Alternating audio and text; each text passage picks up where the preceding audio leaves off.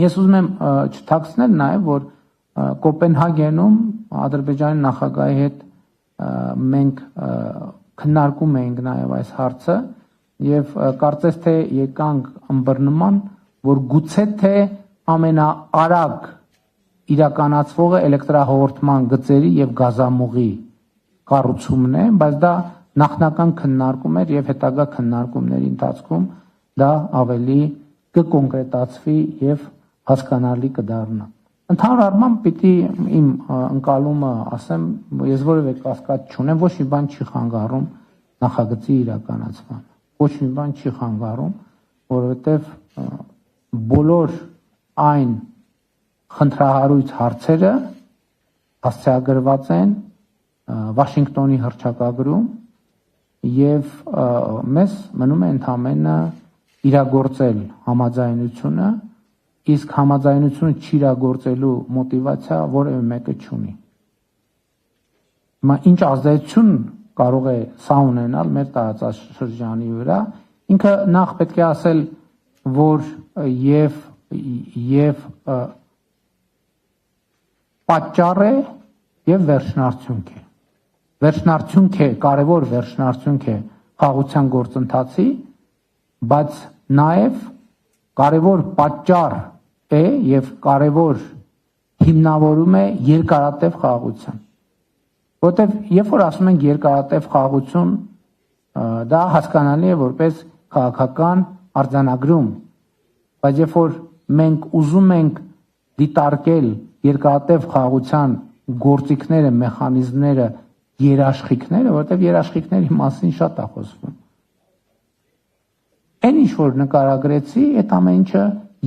դրանց ավելի ուժեղ երաշխիք չի կարող լինել, որովհետեւ դա նշանակում է, որ չի լինելու մեր տարածաշրջանում ուժ, որը հետաքրքրված կլինի տարածաշրջանի ապակայունացման, որովհետեւ մի նախագիծ է, որը ձեռնտու է բոլորին, որը օգուտներ է բերում բոլորին։ Շատ մեծ նույնիսկ խաղաղության խաչմերուկ նախագծի ներկայացման ժամանակներում շատ մեծ քննարկում եւ գոռետեսություն կար, թե ինչպիսին կլինի այս նախագծի վերաբերյալ մասնավորապես Վրաստանի, Իրանի Իսլամական Հանրապետության, Ռուսաստանի Դաշնության արձագանքը եւ դիրքավորումը։ Եվ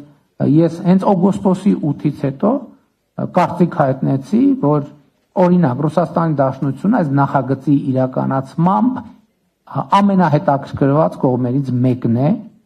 եւ իմ այս գնահատականը ընդունվեց հոռետեսությամբ, բայց մենք տեսանք, որ Ադրբեջանը Վաշինգտոնի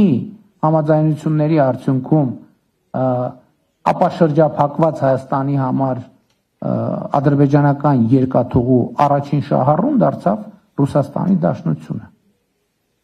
Հաջորդը Իրանի Իսլամական Հանրապետությունը, այս քարտեզը ակնհայտ է դարձնում ամեն ինչ, որ այս նախագիծը իհարկե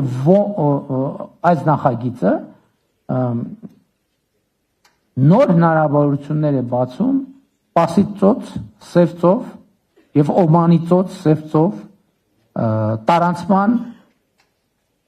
պոտենցիալի մեծացման առումով։ Եվ հասկանալի է, որ նախագիծը նույն չափ ձեռնտու է Վրաստանին եւ Իրանի Իսլամական Հանրապետությանը։ Նախագիծը ակնհայտորեն ձեռնտու է Հայաստանին, Ադրբեջանին, նախագիծը ակնհայտորեն ձեռնտու է Թուրքիային, նախագիծը ակնհայտորեն ձեռնտու է Միացյալ Նահանգներին, նախագիծը ակնհայտորեն ձեռնտու է Կենտրոնական Ասիայի երկրներին,